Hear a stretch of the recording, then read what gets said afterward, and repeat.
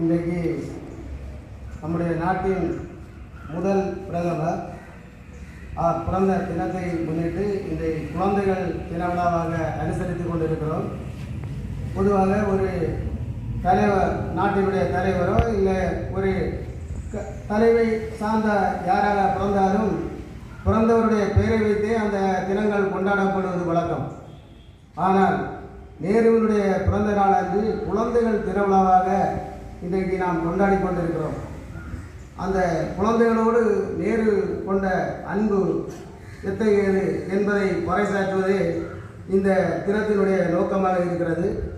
நம்முடைய நாட்டினுடைய முதல் பிரதமர், அதாவது அவர் ஒரு அரச குடும்பத்தை சார்ந்தவர், சட்டம் பயின்றவர், அவர் ஆசியாவின் ஜோதி என்று அழைக்கப்பட்டவர், சமாதான புறா என்று